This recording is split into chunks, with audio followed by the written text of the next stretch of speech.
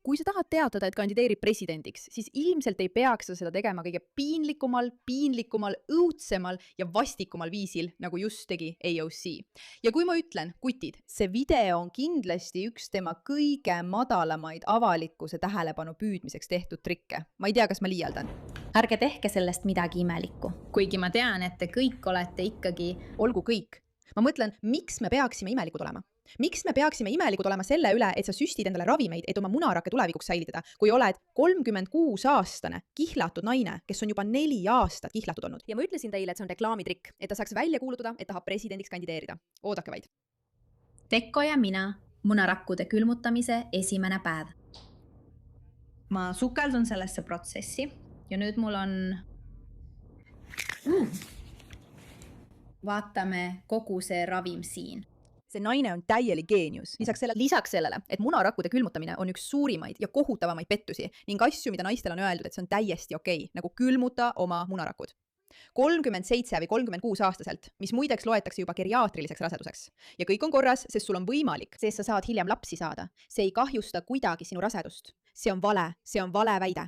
Naised peaksid lapsi saama hakkama vähemalt 20-selt, mitte lükkama oma elu ja karjääri edasi. Aga põhjus, miks ta seda teeb ja põhjus, miks see on reklaamitrikk, ongi just see.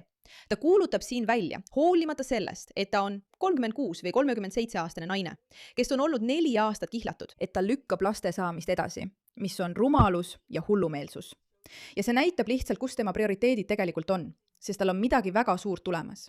Ja poliitilise olukorra tõttu, mis põhimõtteliselt tähendab, kuulge, ma annan teile kõigile teada, et ma tahan saada presidendiks, aga ma jätan selle nimel oma lapsed kõrvale.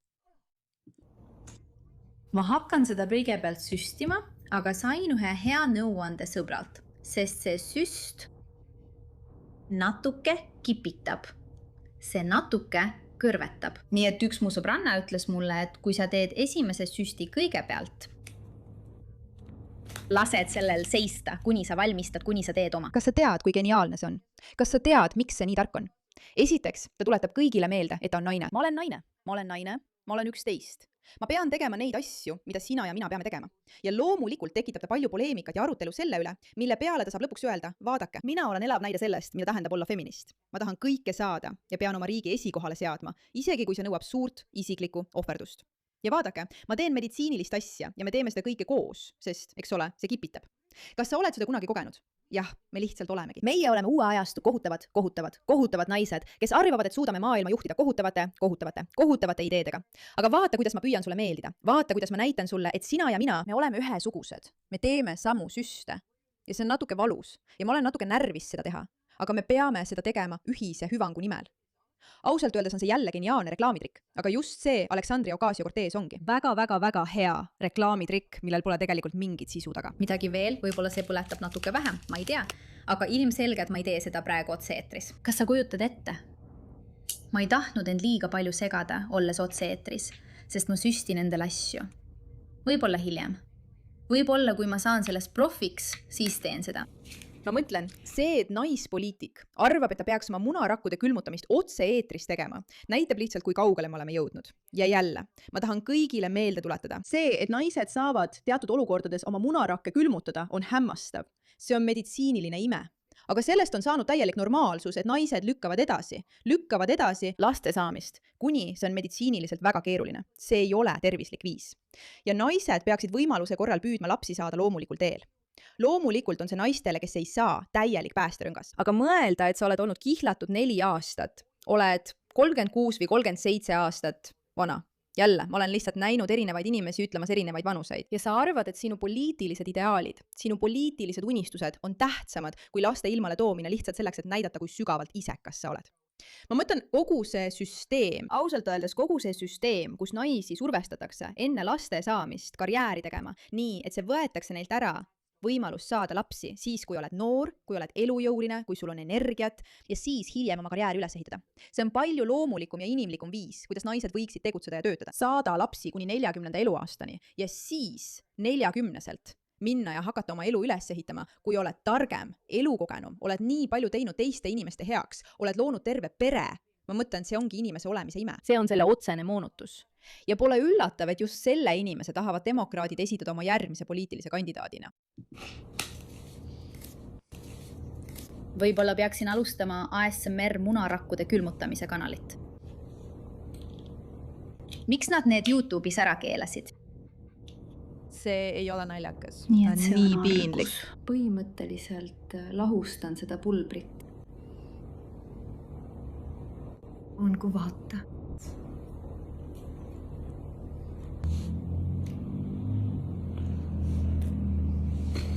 Seda. Olgu. Tead, see on ka natuke kurb. Kus on tema abikaasa või kihlatu kogu selle juures? Ta külmutab oma munarakke, et talle lapsi sünnitada. Kus on abikaasa? Ei, see naine eelistab seda teha internetis reklaamitrikina, tehes sellest video, selle asemel, et teha seda nii, nagu peaks või ei peaks, sest seda ei tohikski teha. Ära käitu selles asjas imelikult. Kuigi ma tean, et te kõik olete ikkagi. Olgu. Ma ei hakka teile valetama. Mul on parematki teha, kui vaadata, kuidas AOC süstib oma vastikut jälki kõhtu. Mul pole selle vastu absoluutselt mingit huvi, aga see on kohutav. AOC alustab oma munarakkude külmutamise protsessi, annab mõista, et mõtleb juba 2028. aasta peale. Ma arvan, et see on äge. See on vale. Okei. Sõbrad, seda ei tohiks peale suruda. Ja kõik, mida ta ütleb, on vale, manipuleeriv ja eksitav. Ma mõtlen, vaadake lihtsalt seda. Minu kindlustus ei kata sellest sentigi. See tuleb 100% omast taskust maksta. See ei lähe minu oma vastutuse alla. Mitte midagi. See ei kata mitte midagi. Nii et on 2 peamist kulude allikat. Sa ei maksa lihtsalt ühekordset summat arstile. Näete, siin õnnestub tal kuidagi sotsialismi sisse tuua. Vaadake, kui kohutav see on. Vaadake, kui kallis see minu jaoks on. Muide, selles videos kurdab ta, et ta kulutas aastaid, et koguda raha selle $8000 suuruse munarakkude külmutamise protseduuri jaoks. Valed. Sa maksad ravimite eest ja siis maksad ka kliinikule ning protseduuri eest. Nii et sellega kaasneb 2 kulu. Mõned kohad on väga kallid. Ma lähen ühte kohta New Yorgis, mis spetsiaalselt pakub võimalusi naistele, kellel pole kindlustust, mis seda kataks. Ja minu jaoks isiklikult on kogu summa tõenäoliselt $8,000–9,000 vahel. Teine osa sellest on kliinik ise, protseduur ja raviarst. Ja paljud kliinikud tegelikult ei nõua seda sinut. Ma lihtsalt ei saa aru, kuidas inimesed teda kuulevad Et ja maksta mõtlevad, kogu et jah, summa ma tahan korraga. teda igavesti Ma kuulata. säästin selle jaoks kaua aega. Ei, sa oled nii suur valetaja. Sa ei säästnud pikka aega, et $8,000 kokku saada. Miks sa üldse teeskled AOC, et säästsid pikka aega, et $8,000 kokku saada? Miks sa teeskled? Ja nii ma lihtsalt makstan selle kohe välja pärast aastaid säästmist. Aga on olemas kliinikud. Kas sa näed seda? Kas sa näed manipuleerimist? See ongi lihtsalt manipuleerimine. See on nii kallis. Kogu see kohutav retoorika. Mitte kaua aega tagasi töötasin ma oma elus kelnerina Manhattanil kesklinnas ja see mõte oli nii halvav. Ja kui sa lisad sellele kogu selle kohutava retoorika, mida meile naistena ühiskonnas, meie viljakuse ja muu sellise kohta sisendatakse, on lihtne tunda end tardununa ja läbikukkununa. Eks? Nagu kui ma ei saa seda endale lubada või kui ma saan, siis on sellel negatiivsed tagajärjed. Ja ma ütlen ausalt, mul ei ole mingit probleemi, kui naised lähevad ja külmutavad oma munarakke meditsiinilistel põhjustel, aga mitte selleks, et see oleks ettekääne poliitilise karjääri tegemiseks ja mitte selle elu elamiseks, mida nad peaksid elama. Vabandust, kaevake mind kohtusse, kui teile see arvamus ei meeldi. Naised peaksid eelistama emaks saamist ja looma karjääri, mis sellega sobib. See on imeline. Aga olla 36-aastane, olla olnud 4 aastat kihlatud ja ikka veel mitte abiellus. Ja otsustada, et nüüd peaksid oma munarakke külmutama. Mis siis, et saaksid 45-selt emaks? Mis see siis on? Vabandust, see on vale. See on vale. Ja see on osa sellest mõtteviisist ausalt öeldes, et sa oled justkui orjastatud kultuuri poolt, mis hoolib rohkem sellest, et sa oleksid neile kasulik töömasin, kui sellest, et hoolitsetaks sinu heaolu, tervise, õnne ja sinu laste õnne eest. Olgem selles väga selged. Statistika selle kohta, mis võib sinuga juhtuda, kui sa saad lapse hilisemas eas ja mis võib selle lapsega juhtuda, on hullumeelne. Ja sulle valetatakse, sulle müüakse mõtet, et jah, 38-aastaselt on kõik korras. Vaata, kui sa oled keegi, kes pole kunagi leidnud oma abikaasad ja oled alati lootnud seda loomulikult teha ning nüüd oled jõudnud faasi, kus mõistad, et see pole võimalik, siis hästi, lase oma munarakud külmutada. Aga mitte siis, kui sul on juba 4 aastat olnud abikaasa või kihlatu ja sa teed seda lihtsalt enda mugavuse pärast. See ongi selle probleem ja mina olen selle vastu. Ma mõtlen, inimesed teevad tema üle palju nalja, eks? See on tehisintellekti video. Mulle öeldi, et munarakkude külmutamine oleks hea mõte, kui kavatsen 2028 aastal kandideerida. Ma ei suuda uskuda, et rohkem inimesi seda ei tee.